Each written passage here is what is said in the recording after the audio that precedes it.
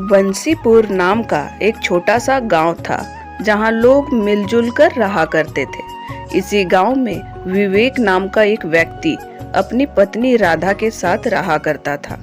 विवेक एक बहुत ही ईमानदार और मेहनती इंसान था जो ईमानदारी के लिए जाना जाता था। उसके पास अपनी कोई जमीन नहीं थी, इसलिए वह दूसरों के खेतों में मजदूरी करके गुजारा करता था। राधा, बहुत जोरों की प्यास लगी है, एक गिलास पानी देना। विवेक, घर में पानी बिल्कुल नहीं है। अरे फिर अब क्या करें, इतनी गर्मी में बिना पानी के मुश्किल हो जाएगा। रुकिए, मैं अभी आपके लिए कुएं से पानी भरकर लाती हूँ। राधा बाल्टी लेकर कुएं की ओर पानी भरने चली जाती है, लेकिन जैसे ही कुएं पर पहुंचती है वहां पर गांव की कुछ और औरतें भी खड़ी होती है। राधा अपनी बाल्टी वहां रख देती है। अरे राधा, तूने अपनी बाल्टी यहाँ क्यों रखा है? दिखता नहीं क्या पहले से हम पानी भरने के लिए आए हैं?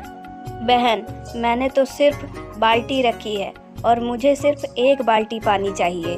अरे पहले हम पानी भरेंगे, हम बड़े घर की औरतें ज़्यादा देर धूप में नहीं रह सकती। बहन, मेरी बारी आने पे ही मैं पानी भरूंगी।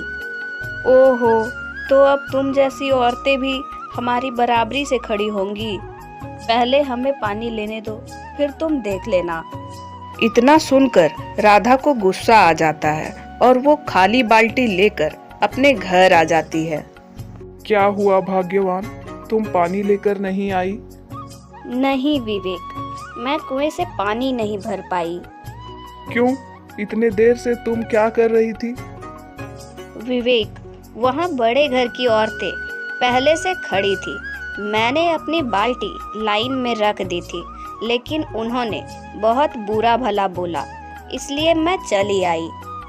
ये बड़े लोग हमेशा हम गरीबों को ही सताते आए हैं, जैसे गांव सिर्फ उन्हीं का है। लेकिन पानी पर तो सबका अधिकार है ना। हम मेहनत करते हैं, खेतों में पसीना बहाते हैं, लेकिन फिर भी हमें इंसान नहीं समझते।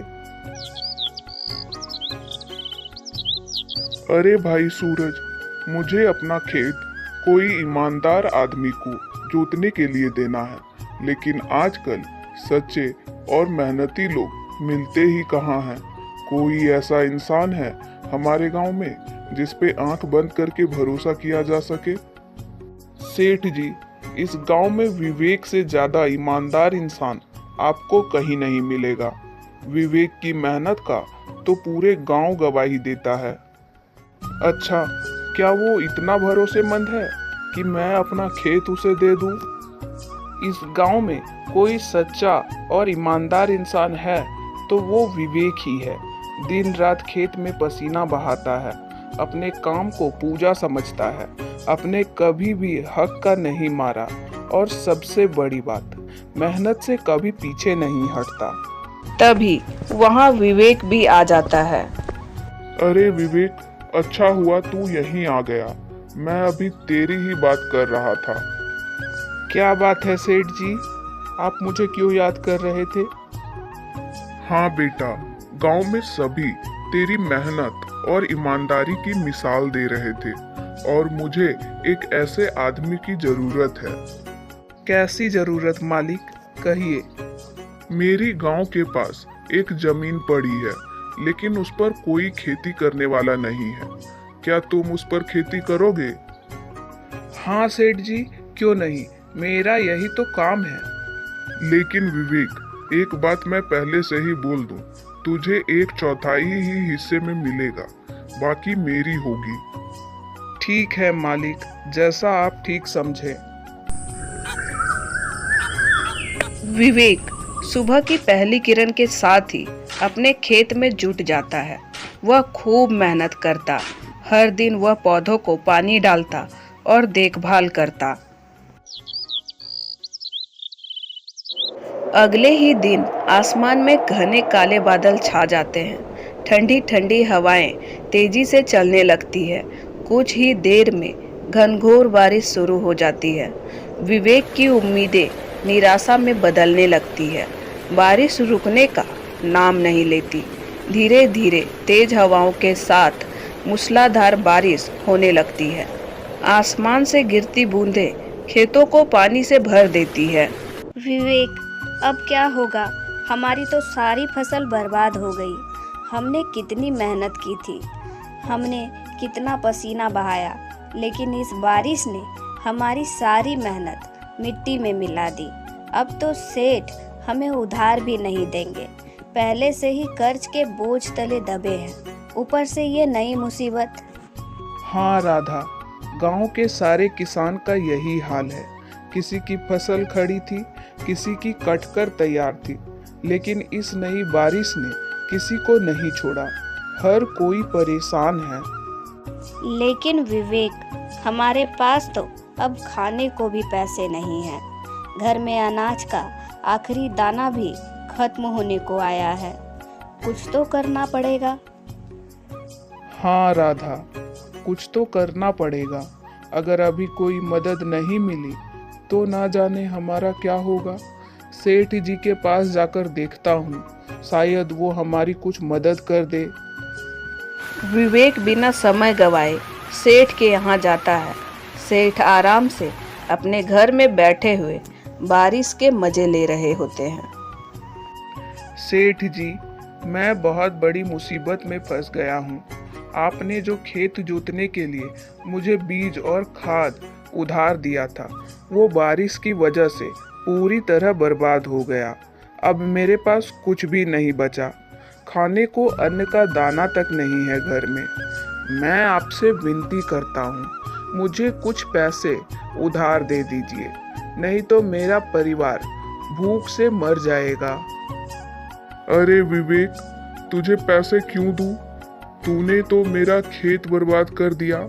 मैंने तुझे उधार दिया था ताकि अच्छी फसल हो और मुझे मुनाफा मिले, लेकिन अब जब कुछ बचा ही नहीं है तो मैं तुझे और पैसे क्यों दूं? मैं क्या कोई खैराती संस्था चला रहा हूँ? मालिक, मैं जानता हूँ कि मेरी किस्मत खराब थी, लेकिन इसमें मेरी क्या गलती थी?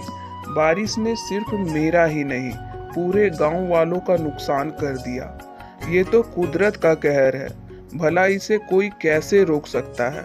अगर आप मेरी मदद नहीं करेंगे तो मेरा परिवार बर्बाद हो जाएगा। देख विवेक, तेरा पिछला कर्ज बाकी है, अब तू फिर कर्ज मांगने आ गया। ये बारिश कब तक चलेगी इसका कोई पता नहीं, और अगली बार भी फसल नहीं हुई तो तुम पैसे कहाँ से दोगे? मेरे पास तुझे देने के लिए कुछ नहीं है, चला जा यहाँ से। तभी विवेक खाली हाथ घर लौट आता है। दोनों पति पत्नी निराश थे।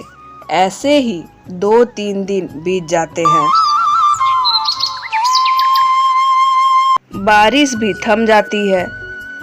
विवेक, हमें इंतजार करते हुए 2-3 दिन हो गए। बारिश भी थम चुकी है, मौसम भी सुनहरा हो गया है। हमें फिर से एक जमीन पर काम करना चाहिए। तुम अगर फिर से मेहनत करोगे तो हमारी किस्मत भी बदल जाएगी। राधा, तुम तो जानती हो कि पिछली बार जब हमने सेठ जी की जमीन पर काम की थी तो क्या हुआ था। बिना मौसम की बारिश ने हमारी सारी मेहनत पे पानी फेर दिया था। फसल बर्बाद हो गई थी। मैं फिर से वही गलती नहीं दोहरा सकता। विवेक, देने वाला तो ऊपर वाला है, वह हमारी मेहनत का फल जरूर देगा। हमें हिम्मत नहीं हारनी चाहिए। मेहनत करने वालों का साथ भगवान भी देते हैं। तुम्हारी बात तो सही है राधा, लेकिन गलती दोहराने में डर लगता है। विवेक, ये दुनिया उम्मीद पर टिकी है। हमें फिर से शुरुआत करनी चाहिए। तुम ठीक कह रही हो राधा, जब तक हम प्रयास करते रहेंगे हमारी हार नहीं होगी। मैं इस बार पूरी ताकत लगा दूंगा। चलो नई शुरुआत करते हैं। विवेक जमीन की बात करने सेठ के पास जाता है। मालिक, मुझे एक बार फिर से आपकी जमीन चाहिए। इस बार मैं उसे हरी भरी कर दूंगा। अरे विवेक, तुझे पिछली बार भी मैंने अपनी जमीन दी थी, लेकिन तू कुछ कर पाता उससे पहले ही बारिश ने सब बर्बाद कर दिया। सारी मेहनत बेकार हो गई। अब तू फिर आ गया है। हाँ सेठ जी, मैं जानता हूँ कि पिछली बार मौसम ने मेरा साथ नहीं दिया, लेकिन इस बार मैं और ज़्यादा मेहनत करूँगा और हालात बदल दूंगा। अरे भाई, ये मौसम ठीक नहीं है। बेमौसम की बारिश हो रही है। अगर दोबारा ऐसा हुआ तो तेरी सारी मेहनत बेकार चली जाएगी। सेठ जी, मेहनत करने वाला कभी हालातों से नहीं डरता है। अगर किसान मुसीबत से डरता तो खेत कभी लहलहाते नहीं। मैं हार नहीं मानूंगा। मैं मिट्टी की कसम खाकर कहता हूँ कि अपनी पूरी ताकत झोंक दूंगा। आप बस एक मौका दीजिए। ठीक है विवेक, जब तुम इतना कह रहे हो तो मेरी गांव के पास एक बंजर जमीन पड़ी है। उस पर काम कर लो, लेकिन याद रखना ये आखिरी मौका है। मालिक, आपका ये भरोसा मैं कभी नहीं तोड़ूंगा। मैं इस बंजर जमीन को भी सोना उगने लायक बना दूंगा। आप बस देखते जाइए। वहीं राधा घर के बाहर टहल रही थी। तभी वहां पिंकी मिल जाती है। अरे राधा, मैंने सुना कि तुझे उस दिन की बात बहुत बुरी लगी, जब मैंने कहा था कि पहले हम कुएं से पानी भरेंगे, फिर तुम जैसे लोग। नहीं पिंकी बहन, बस थोड़ी सी बुरी लगी थी, लेकिन किसी को नीचा दिखाना सही नहीं होता। आखिर सब इंसान बराबर ही होते हैं। तुम जैसे गरीब लोग भी अपने आप को हमारे बराबर समझने लगे। हमारी हैसियत और तुम्हारी औकात में बहुत फर्क है। तुम कुएं पर आकर अपने पैरों की धूल झाड़ते हो और हमें उसी पानी से खाना बनाना पड़ता है। पिंकी बहन, इतना घमंड करना भी अच्छी बात नहीं है। समय बदलते देर नहीं लगती। जो आज ऊंचाई पर है वो गिर भी सकते हैं। हम क्यों गिरेंगे? हमारे पास अपनी खेत है। हमारी फसल हर बार लहलहाती है। हमारे घर में अन्न के भंडार भरे रहते हैं। हमें किसी की ज़रूरत नहीं है। इतना सुनकर राधा अपने घर आ जाती है। तभी विवेक भी अपने घर आ जाता है। अरे राधा, मैं तुम्हारे लिए एक खुशखबरी लेकर आया हूँ। सेठ जी ने हमें अपनी जमीन दे दी है। अब हम अपने खेत में मेहनत करके उसे लहलहा सकते हैं। मैं कल से ही जुताई शुरू कर दूंगा। ये तो बहुत अच्छी बात है विवेक, लेकिन हमें इस बार पहले से सोच समझकर काम करना होगा। मेरे पास एक सुझाव है। हाँ राधा, बोलो। विवेक, तुम उस जमीन पर एक कुआं खोद लो। जब बारिश होगी तो कुएं में पानी भर जाएगा और हमें हमेशा के लिए पानी की समस्या से छुटकारा मिल जाएगा। हमें किसी और के कुएं पर जाने की ज़रूरत नहीं पड़ेगी। ठीक है राधा, मैं कल से ही काम शुरू करता हूँ। मैं कुआं खोदूंगा और इस जमीन को उपजाऊ बना के ही दम लूंगा। विवेक ने सेठ जी की जमीन पर कुआं खोदकर पूरी लगन से खेती में जुट गया। वह हर दिन सूरज उगने से पहले खेत में पहुंच जाता और देर रात तक मेहनत करता। उसकी मेहनत रंग लाने लगी थी। कुछ ही महीनों में उसके खेत में हरी भरी फसल लहलहाने लगी। पिंकी के पति पप्पू ने भी इस बार अपनी खेत में काफ़ी मेहनत की थी। उसकी भी फसल अच्छी हो रही थी। अचानक आसमान में घने काले बादल छा गए। तेज हवाएं चलने लगी। देखते ही देखते आसमान से मूसलाधार बारिश होने लगी। पहले तो लोगों को लगा कि ये बारिश खेतों के लिए अच्छी होगी, लेकिन जल्द ही बारिश इतनी तेज हो गई कि खेतों में पानी भरने लगा।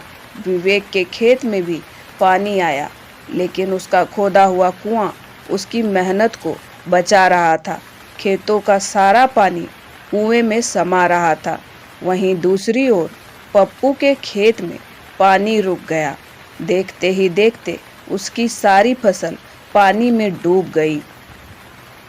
पिंकी, अब हमारे पूरे खेत बर्बाद हो चुके हैं। हमने अपनी सारी कमाई, सारी मेहनत इस फसल में लगा दी थी। अब हमारे पास कुछ भी नहीं बचा, सब खत्म हो गया। पता नहीं कौन से बोल ऊपर वाले को बुरे लग गए। पप्पू, मुझे लगता है कि ये सब मेरी ही गलती है। मैंने ही राधा को बहुत सुनाया था, उसे बहुत ताने मारे थे। मैंने उसे घमंड में कहा था कि हमें कोई नहीं गिरा सकता। पर देखो, आज हमारा सब कुछ चला गया।